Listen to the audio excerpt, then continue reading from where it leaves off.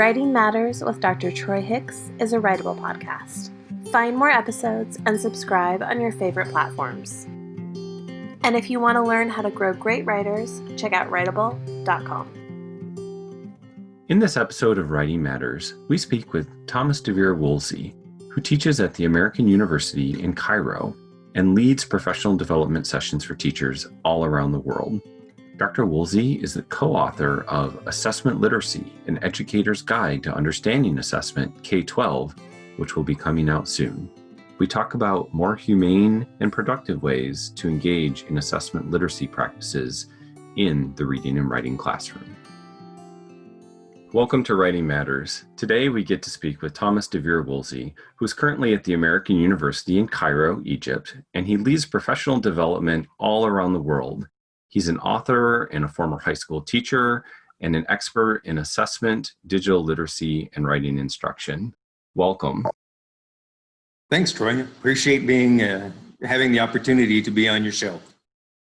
Yes, thank you so much for taking the time. I know with time zones, you're making an extra late night of being here, and I really appreciate it. And I'm looking forward to the work that we're going to get to do together at the ILA conference in New Orleans in a few weeks. So as we dive in, I'm really curious to hear a bit more about your journey as an educator. What has your path been to bring you to where you are now, and what does day-to-day life look like, if there is any normal day-to-day life in your consulting and teaching world?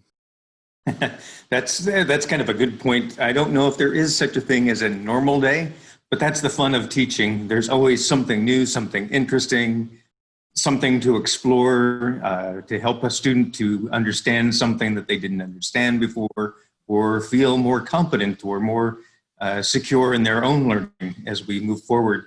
I probably have teaching in my blood.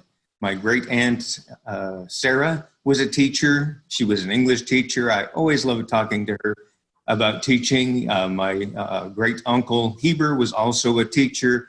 They could recite Shakespeare and Chaucer, just anybody you mentioned, they could recite that. I remember that when I was a kid, that was something that they liked. So probably it was inevitable that, like them and other relatives, I went into teaching as well. By the way, I was teaching, I spent most of my teaching at middle school rather than at high school, though I've done that too. Okay. I began my career as a middle school language arts teacher too, so I can certainly understand that. And then you did some of your graduate work in San Diego. Tell us a little bit more about your pathway through graduate school and how that's brought you forward to where you're at right now. At San Diego, one of the things that was a big advantage was that it was relatively close to where I worked, about an hour away. And so it was easy to get to the universities there. It was a joint program at San Diego State University and University of San Diego. So we had the best of both worlds all in one program there. The reason that I went into the program in the first place was I have a terrific mentor. Her name is Dana Grisham. If you know her, or I'm sure many of the listeners also know Dr. Dana Grisham. She was at San Diego State at the time, and she said, "You need to come do this." And I said, "Well, I don't know." And she said, "No, you really need to come do this." And I did, and now look where I am here in Egypt. That's amazing. And so you do a lot of continued consulting and work all around the world, including work with Dana. You are currently working on a book project related to assessment, which can be a challenge for many teachers for a variety of reasons. And so you've been doing lots of thinking about this. Can you tell us a little bit more about your current thinking and work around assessment, especially as it relates to writing? Yeah. Maybe succinctly, I could say that I think that a lot of the discussion about assessment has been co-opted, shall we say, by voices that aren't in the classroom. One of the most personal things a person can do is write. It's putting yourself on display, your ability to use language, your vocabulary, the size of your vocabulary, the types of words that you use. You put your thoughts and feelings into a lot of the work. Even if it's informational, there's still a bit of you in that bit of writing. And you just have to throw that out there into into the abyss and hope somebody will want to read that. And at the same time, you risk having somebody judge what you have written. So it's a very difficult and challenging task to teach people to write. And it also means, to me, that the assessment has to be just so. Somebody else's rubric, somebody else's metric for writing that is not in my classroom is probably not going to be what a middle school student, for example, wants to hear. They don't know those people. They depend on the relationship with the teacher that they trust to give them feedback and guidance. And you can't always capture that with a metric, with a rubric, with numbers, with a grade. You need a lot of interaction to be a good writer. I want to hear more about that. And it connects to something that you have put early in the book, which is the root of the word assess, which actually means to sit beside. And I think that is maybe part of the overall philosophy you're trying to describe here. So could you tell us in a little more detail then, what would this very generative, productive kind of assessment look like and feel like? And perhaps let's imagine we're in a middle school language arts classroom. What are some of the things we would expect to see teachers and students doing when they're enacting assessment in this way? Yeah, first, I think that the assessment needs to be not just something at the end. And I think most teachers agree that this is just giving us an assessment at the end. Here's your letter grade. You earned a B. Let's move on. That actually writing in our 21st century classrooms in 2019 looks a little more interactive. It looks a little more like the kinds of writing that we do outside the school walls. I never like to say outside the trenches or in the real world, because schools are real places, and they're certainly not trenches. They're places where, when it's done right, where vibrant learning occurs. And this needs to be reflected in our assessment practices. There's, of course, an important role for many of the types of practice assessment that we do that's large scale, that may even contain high stakes consequences or rewards. But the real assessment comes when it promotes actual learning, when students can listen to the teacher and their peers and provide information that's useful. Assessment needs to be useful. It needs to be something that a student can listen to this and say, I know what I did well now.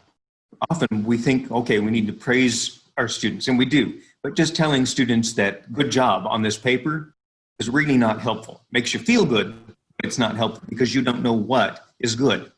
So we want to establish a climate where there are relationships where students and teachers trust each other to provide feedback, and we put together the culture of the classroom such that can happen.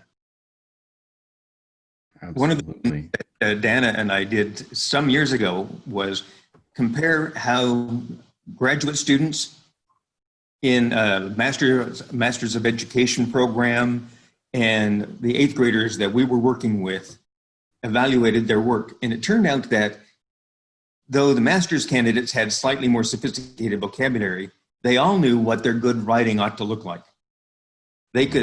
Graders could tell us what they thought a good writing piece should be. I don't remember exactly what it was we were evaluating. I think it was a literature response, actually, at that time.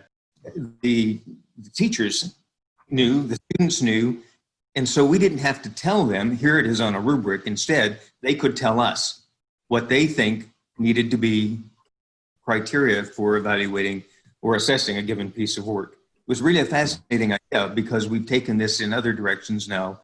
The idea that maybe students can do a good job of evaluating their own work or self-assessing their own work. I don't always mean evaluation here in this case, but assessing their work to improve it. Mm-hmm. Well, one thing, you're making me think about some of my current classroom practices, and I'm in a role too where I'm teaching undergraduate and graduate students. And I feel like even though I'm not teaching writing classes per se at the moment, one of the things that I do teach often are writing intensive courses at the undergraduate level, and then graduate level courses are writing intensive by their very nature. So I've moved to an assessment practice where about half of the assignments are a pass fail. Hey, do something substantive. I am not going to nitpick and critique every single little bullet point and APA style issue. And as long as you do something substantive, you're going to get full credit. If I don't feel it's substantive, I'm going to ask you to redo it. Then the other half of the assignments seem to be more of the, yep, here's a traditional rubric. Here are the things I'm looking for. Here, if you made a mistake, is a place to revise. That's been my compromise. I am curious to hear from you and what you've experienced and what you've seen. How are other teachers dealing with this sticky problem? How are we adapting our assessment practices to be more humane and more productive? And this is one of the things that we explore, that Dana and also Dr. Sue Lenski and I explore in the upcoming assessment literacy book, that assessment's really only effective for learning if the students believe that they can use that information to improve their performance. And if we introduce high stakes, if we hand back papers that are covered with red or whatever color pen or highlighter you use, then it's overwhelming. And they have anxiety and they don't want to or can't sort through all of the messages. So what we need is, I think, to start going back to the idea that the teacher in the classroom is in the very best position to make the decisions. The only place where you can really affect what students do isn't homework, which we're finding is not really that productive a use of time anyway. If I'm going to have students write, they need to be writing in the classroom where they can talk to each other, where they can share ideas with me, where I can move from one student to another and say, I really like what you've done here, and show them exactly what that is. And here is a possible scenario where you might do something different, maybe not better, maybe better, but maybe not, but at least different. Here's another thought for you to consider, and then move on. And then students start to realize that you really are there as their guide, as their reader, as their mentor, and as their teacher, rather than just the person who gives them a grade. Recently, like in yesterday, I gave my undergraduates an assignment. It was not a writing assignment, but I want them to create an educational game for a class that we explore how education looks in the world beyond, within and beyond schools. How do businesses use educational techniques and learning theories and so forth? So I wanted them to create a game, provided them with some different tools. They all know games, so we talked about this. What makes a game effective? They created their own rubrics because they already know. I just have to focus their attention on it. And I found that they were far more engaged because they got to determine what features of games will result in good learning. That's pretty amazing to think about, just those small tweaks and changes that we can make in our teaching practice to open up those possibilities. And something you said just a moment ago, that, you know, if the assessment is not helpful in moving them towards improving their performance and it's mostly seen as punitive, then of course it's not really going to be all that helpful. So you also mentioned that, you know, it's most helpful to have teachers in the classroom giving that immediate feedback, which I completely agree. And yet we all know that that is quite literally impossible to give every kid the kind of feedback that they need at the moment. What are some other teaching practices or maybe even some technologies that you might suggest for educators and especially writing teachers as they think about that process of giving feedback that is timely and goal-oriented and moving students forward with their writing? Yeah, I think on that particular issue, one of the things that we do is start to develop expertise within the classroom. Okay, I'm the teacher, and theoretically, I know quite a few things about writing in a class that uses writing, or whatever the discipline is that depends upon writing, and most of them do. But I'm not the only one in the classroom who has expertise. I think that the students need to come to the understanding that some of them have particular skill in working with spelling, for example. Maybe it's not your strength, but you know who does. That's a surface feature, of course. Or somebody else has some background knowledge and some content knowledge that maybe you should go talk to that person in order to learn a little bit more about your topic. Maybe somebody else can tell you how to structure an argument so that it's successful, how they've done it, so that you've got multiple points of view, and start to create this classroom of writers. Whether you're teaching a science class that writes, or a social studies class, a history class where writing is hopefully integral, or a traditional English language arts class where students are going to be writing both creatively, informatively, expository, all of these sorts of types of things. There are other experts in the classroom. And you mentioned tools. The notion of the 6 degrees of separation, you know, the game with Kevin Bacon, that's a real theory of, real network theory that suggests that the small world connections we make are really powerful, really useful. You can reach out to just about anybody these days, and if you can get their attention, they're probably going to respond. And we've done that with some of our projects with Diane Lapp at San Diego State, and I have been doing this with some of our colleagues, where we simply reach out to people who are engineers, who are doctors, who are technicians in Hollywood production, where they get to talk about the things that they do that are literate in nature, that are writing, be speaking about the importance of precision in some, about the different ways that different professions look at accuracy. And we think that students can do this too. Why can't they? Why can't they reach out to a scientist at NASA? They should.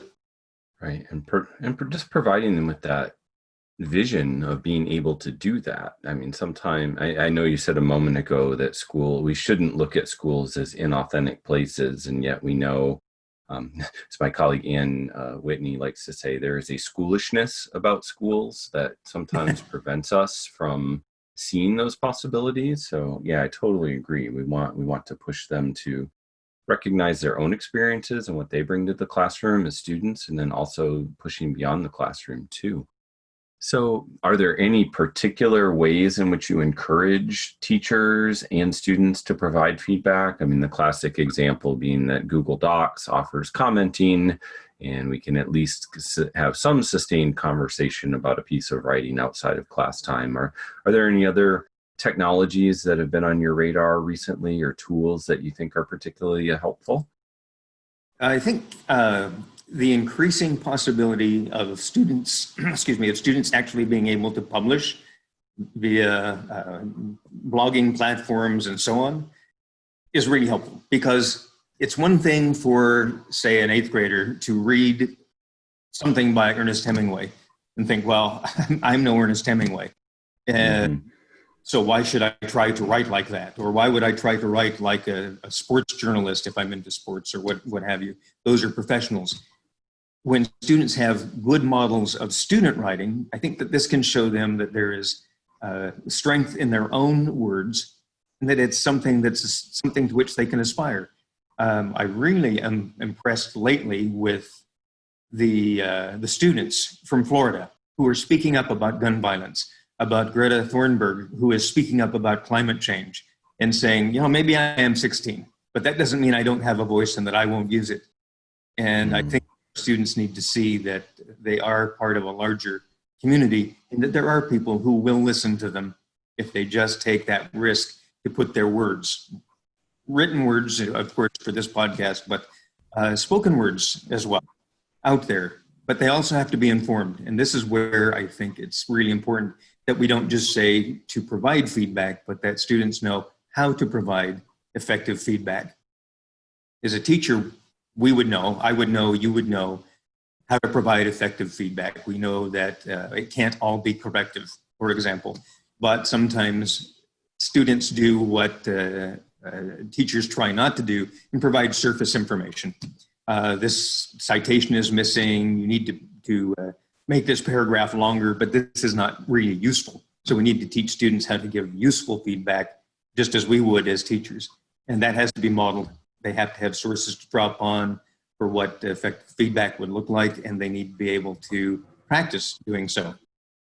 Well, they absolutely do. And I don't know if you have any particular strategies or heuristics or acronyms or anything that you typically use to help them with that? Is there any particular go-to strategy that you rely on to help students think about providing more effective feedback for one another? I think it depends a little bit on the context of what the context itself within the classroom, and how much students have read. How much they read has a big effect on how well they write. They're not mirror processes, but if you're not a very avid reader, you won't be a very proficient writer in most cases. That's a generalization, of course, but I think that this is true, that students need to read a lot of material, and that has to be something that's done in the classroom, not just assigned as homework and hopefully they did it for the quiz, but because they get involved and invested in this idea that they can have a voice and others also have a voice. Let's see how these others have constructed a message. So, for example, if we're going to work on writing an effective lead, this is something, a lead or an introduction, that they need to see multiple examples of that from professional writers, from other student writers they don't know, and from each other. And they need to be able to talk usefully about what a good, effective lead-in would be. Is it going to start with an anecdote, with an interesting fact, with some sort of a surprise introduction that, did you know, A, B, or C, sort of thing. There's a hook in there somewhere that will make people want to read this. And then they have the information they need because they've seen these sorts of examples of an effective intro, and they can provide feedback. What if you did this instead of that? Would that hook your audience better? Absolutely. I mean, I hear kind of two overlapping things. We need to encourage students to read and read widely, and then we also need to encourage them to read like writers, so they start to see those strategies in action and then can speak knowledgeably, not only about the content, but also about the strategies as they're looking at their own work and as they're providing feedback to one another. Yeah. So I think it's all generative in this way, that there's no one element that makes the writing classroom successful. It has to be all of these things. Certainly. Well, in this idea of kind of a strategic approach and thinking about the ways in which you would welcome students to do these kinds of reading and writing skills, one of the other items mentioned in the book and is also on your blog is a strategy. You say, read up, ask around, and double check. And in our continued world of challenging, I hesitate to even use the term, but I'll say it, in the world of fake news and whatnot, it seems to me that this is always a challenge. And so can you tell us just a little bit about this strategy of reading up, asking around, and double checking? One of the stories that, it's actually a memoir that was written by DeVere Wolsey some time ago, where she was writing about this very topic. She had written a work of fiction, but in her work of fiction, the moon rose in the west instead of in the east. It wasn't intended to be, because it was a realistic story. And her editor caught it and said, no, this is not going to lend credibility to your story, even though it's a work of fiction. And she said, why not? It's my story. And the editor had to come back and say, no, you have to be accurate and true to the context of the story. And in the world of this story, the moon does not rise in the west. And I noticed that students struggle with this idea too, that they want to tell a story, but they don't have the parameters necessary to make the story believable. Louis L'Amour wrote Westerns. And if you are familiar with the West, as I'm sure you are, if you've been around the Western United States, Idaho, Utah, New Mexico, Arizona, and so forth, you start to recognize places in his fiction. He always got it right. He got the description of the place right. He understood the value of telling a story that's authentic by not giving his characters attributes that would not have existed at that time. And you can see these places if you travel in the American West, you see these in his writing. And students need to understand that that's a relationship between their writing and how seriously they will be taken. If you're not accurate, if you aren't precise, then people won't take you seriously. And your writing won't be interesting anyway. So I want to make this link. That's what the read up is all about, and the ask around. If you're not certain about something, go ask. Ask somebody else in your classroom, your peers, another expert 8th grader in our 8th grade example, or go outside the classroom and email an expert and ask them. Find a discussion board on your particular topic and find out.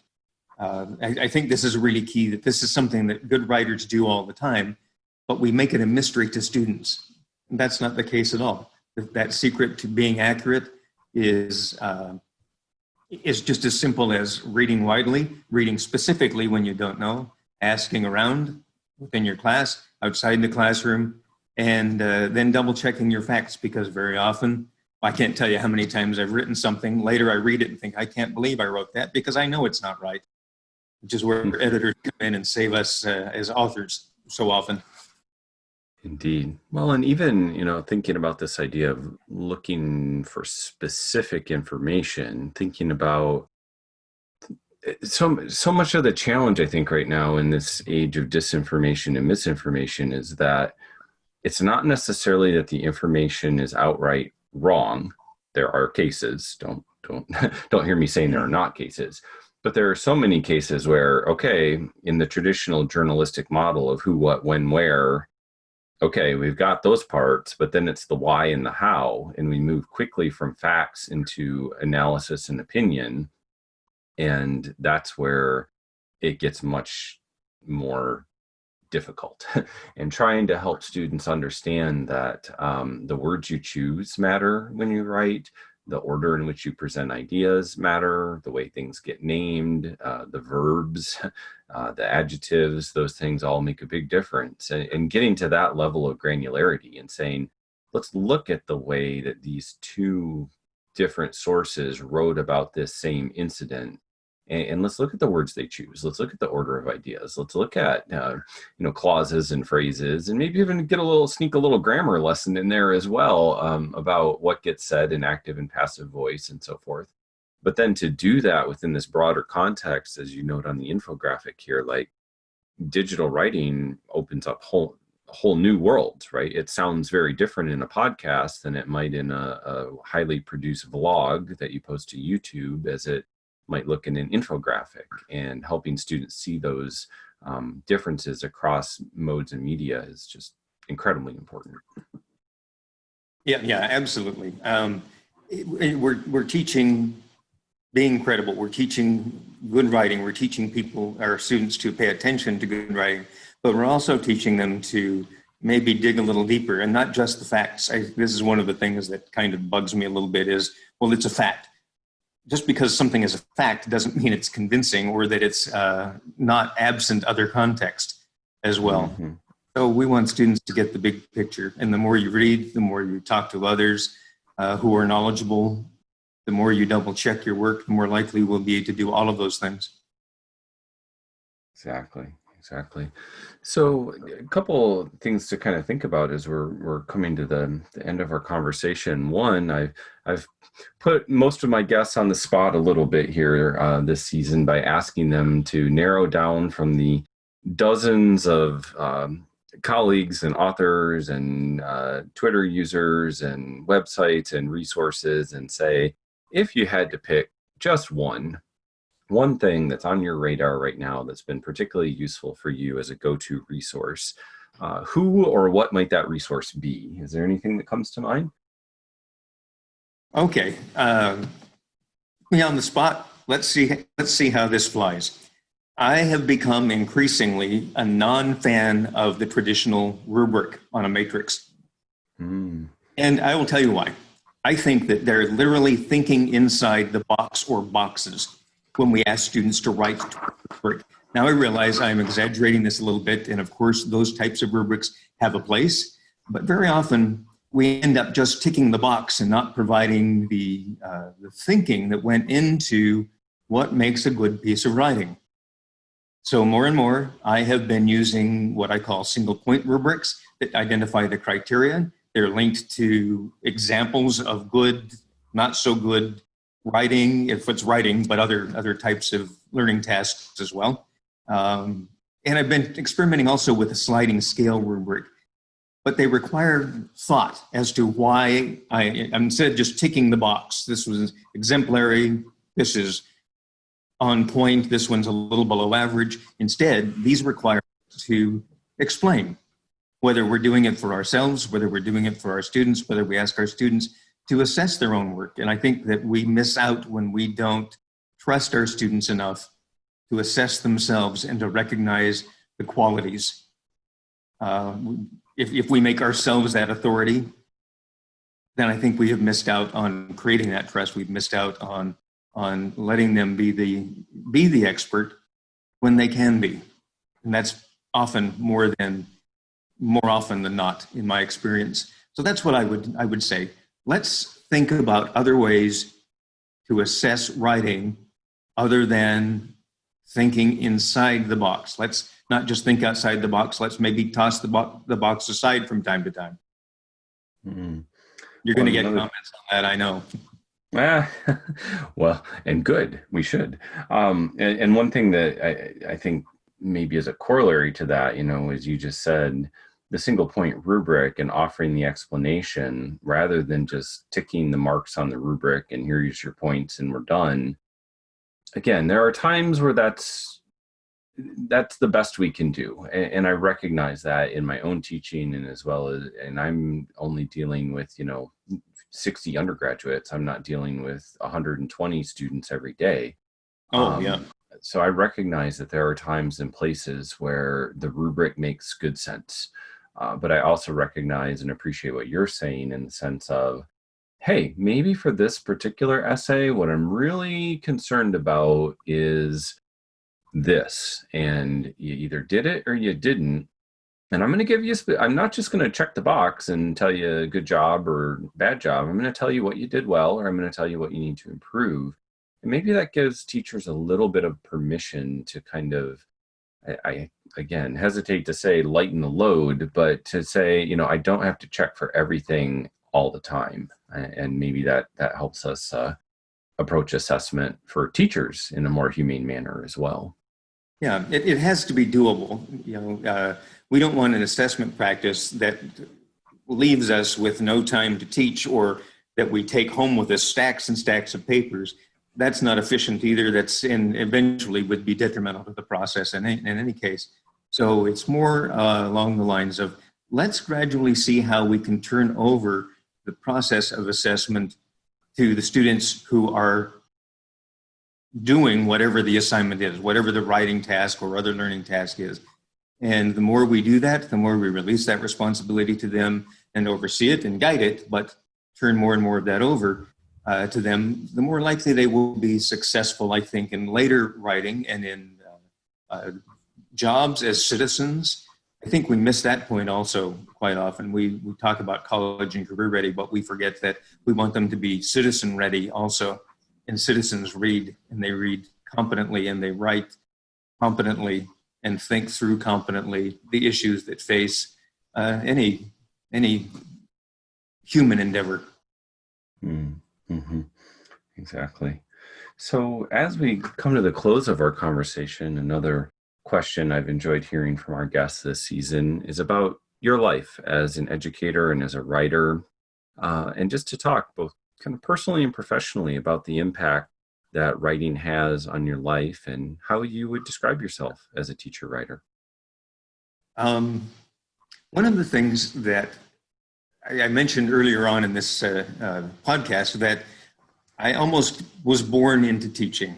And I think that's probably true about writing, though it's a little harder to pin where that might be in my past. But I remember very vividly, before I could write any letters, writing on a chalkboard that was in my brother and I had at the house where I grew up. And we would, they were just scribbles, that's all they were. But I can remember that and thinking, I'm writing.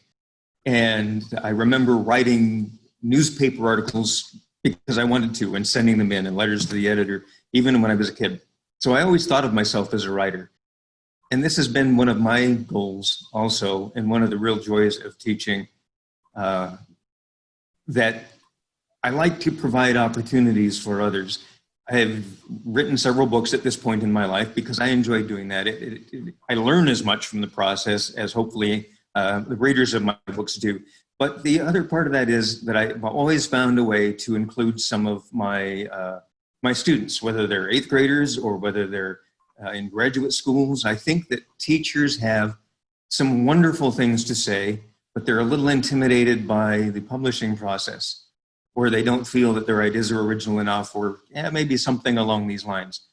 I want to provide a voice or the opportunity for people to have a voice somewhere within a book that I've written or an article that I've written. You'll find on the literacybeat.com website that there are actually several guest posts also. And we want to hear, I want to provide those opportunities. Our students today are going to be the ones who make the world a better place for tomorrow. And I so firmly believe that. So we have to make sure that we provide them the opportunities to know that their words matter. And we need to promote and celebrate those with them and for them. Absolutely. Very much agree with you there. And it's amazing to see the work that you're doing with your students and around the world. Thank you so much for all that you do for your students, for your colleagues, and look forward to future conversations. Thank you so much. Looking forward to seeing you then, and future collaboration for sure. Thank you. Writing Matters with Dr. Troy Hicks is a writable podcast. Discover more episodes and subscribe on your favorite streaming platforms, or check out filmed episodes on YouTube. And if you want to learn how to grow great writers, check out writable.com.